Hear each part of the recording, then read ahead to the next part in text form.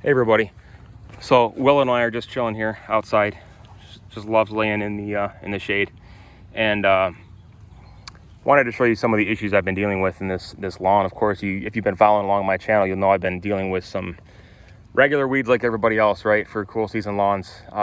Mainly, I'm having issues with the creeping Charlie. I had clover issues, but the clover's pretty well contained.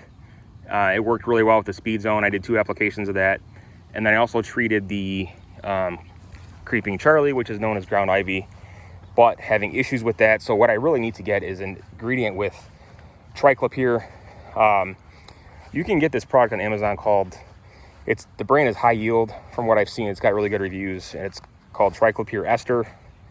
Really concentrated product that you only have to use, what, 3/4 of an ounce per gallon. I think they saw 8 ounce or 16 ounces, but that's what I'm going to have to try. But for now, that's going to be something I'm going to do in the fall. Best time to treat it. So you can kind of see, this is after the second application of SpeedZone, and where it looks like it's killing it, you can see.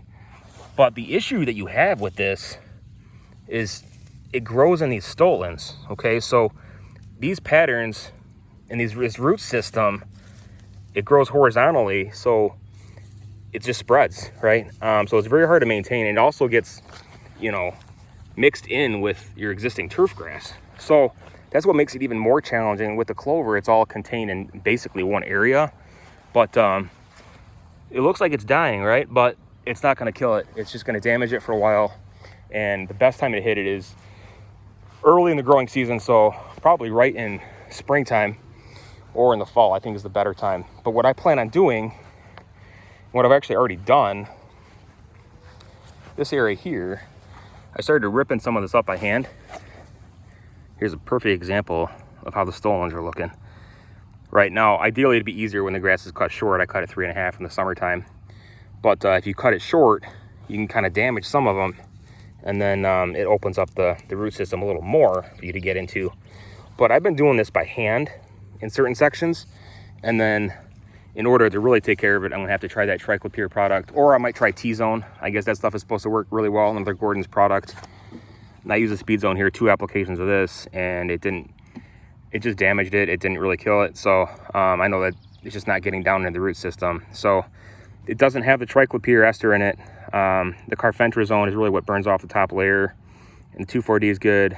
The dicamba is good, but that's really what you need. And I'm gonna try that, I guess, is what all the lawn care experts say. So another method that you can do is you can try taking your dethatching rake. Of course, it's gonna be better in the fall when the grass is short, really disrupting that root system, opening it up. But what I did, I used this little garden rake, right? And what I did, look how much I already pulled up.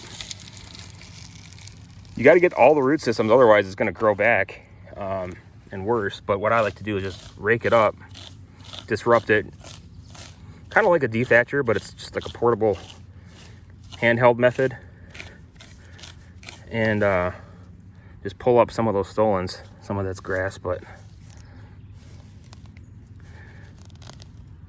look at that. You got to get all that crap, right? Otherwise it's not going to really kill it. So, but for right now, I wanted to just try to maintain it, as I know it's just getting worse. Do a little bit here at a time, because it does seem to be in certain sections. And what's crazy to me is that this stuff is supposed to thrive in moist soil conditions and shady areas. Well, I get some shade here, but most of the areas I'm having are over there, which gets mostly sun during the day. So I don't know. It's one of those things that you can't really figure out, right? But all you can do is try to take care of what you can. And I really like to use this garden rake to try to pull it all up and get those stolons up. Look at all that. I mean, that's just one little section. So make sure you get it all. You can also try Borax if you're looking for a more natural way. It contains boron, of course, which is an essential micronutrient for plants.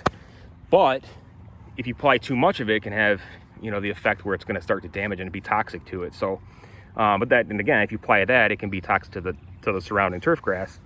However, if you apply the borax, that's plus the dicamba plus the Triclopyr Ester, if you use a combination of those products, you're hopefully going to have success in trying to maintain it. But the rest of the lawn's looking pretty good. So it's getting a lot better. I just pick some weeds by hand here and there. But you see this stuff? See how it just grows in like clumps like that, little sections, just spreads, right? So that's that. But let me know what you guys are dealing with if you've tried any of those products for Creeping Charlie. That's it for now. We'll see you next time.